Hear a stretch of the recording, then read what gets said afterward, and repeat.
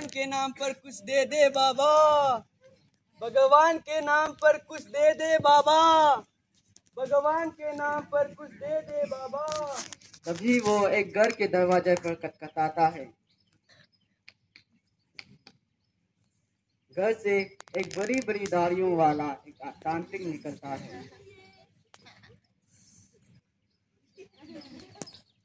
और कहता है, ये कौन है जो मेरे दरवाजे पे आके? देखता हूँ कि न सर्वश्रेष्ठ है तुम्हारा गुरु। मैं तुम्हें श्राप देता हूँ, तुम कल का सूर्य उदय नहीं देख पाओगे, तुम्हारी मृत्यु हो जाएगी। शिष्य ये सुनकर बड़े दुखी भाव के साथ देखते ही रह गया। इस घटना को सुनकर आसपास के गांव वाले कहने लगे, इस तांत्रिक का दिया हुआ श्राप कभी व्यर्थ नहीं होता है। हाँ, कभी व्यर्थ नहीं होता है। शिष्य बेचारा बड़ी दुखी होकर अपने आश्रम की ओर चल पड़ा। मौत से व्याकुल शिष्य आश्रम में पहुंच जाता है। इसे देखकर गुरुजी उसे हंसते हुए कहते हैं, अरे काफा ले आई वृक्ष। गुरुदेव, गुरुदेव, वृक्ष में मैं अपने मोड़ ले आया हूँ गुरुदेव। ऐसा कहते हुए वो अपनी सारी घटना गुरुदेव को सुनाता है।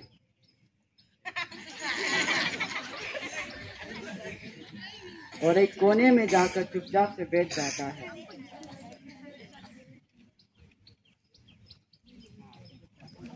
कुछ वक्त बीत जाते हैं और फिर गुरुदेव काफा को बुलाता है और कहता है, ए काफा, काफा, चलो भोजन करने जाते हैं।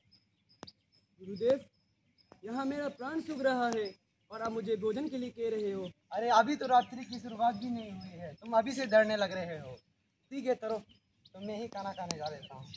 इतना कहकर गुरुदेव अकेले ही भोजन करने बैठ जाते हैं।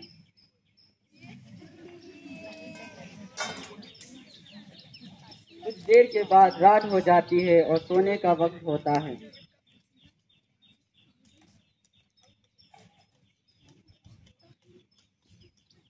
गुरुदेव काफा को अपने पास बुलाता है और कहता है, काफा, ओ काफा, जरा मेरे चरण थोड़ा दबा देना। काफा बेचारा बड़े ही मायूस होकर कहता है, जी गुरुदेव, मेरी जिंदगी में जितने भी प्राण बचा है उसे मैं आपके सेवे में लगाना चाहूँगा। फिर वो अपने गुरु के चरण दबाने बैठ जाता है।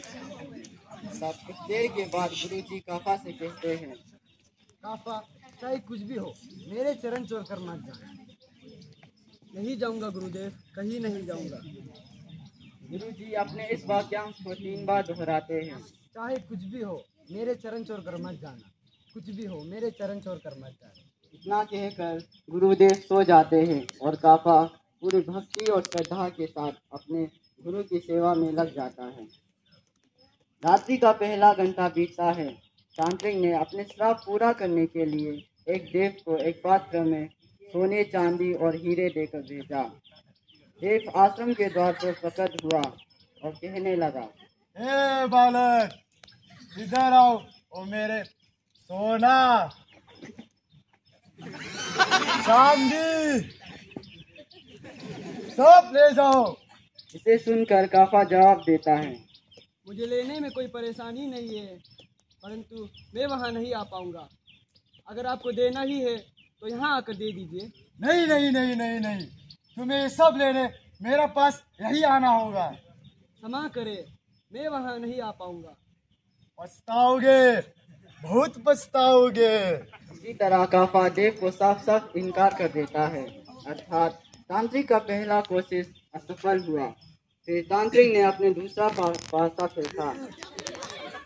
रात्रि का दूसरा पहर शुरू हुआ। काफा अब भी अपने गुरु के सेवा में हाजिर था।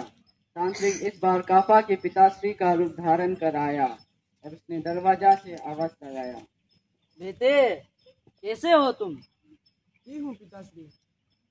काफा ने अपने पिता को देखा और सोचने लगा, चलो अच्छा है, बाबा के दर्शन हो गए, मृत्यु से पहले उनसे भी मिल लेता हूँ।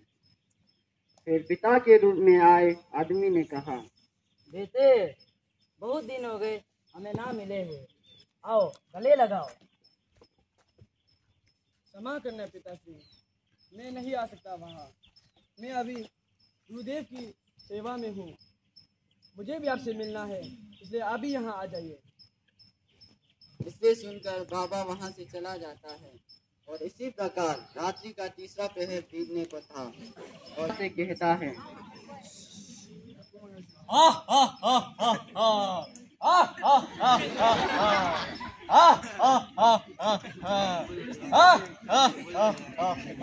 ए बालक, मैं तुम्हें लेने आया हूँ, तुम्हारी मृत्यु आई है। काफा चिल्लाते हुए बोला, चाहे काल हो या महाकाल, मैं नहीं हिलने वाला यहाँ से। अगर मेरी मृत्यु आई है तो मुझे ले जाओ, परंतु मैं अपने गुरु के चरण छोड़ के कहीं नहीं जाऊंगा। ये सुनकर राक्षस उल्टे पांव लौट जाता है।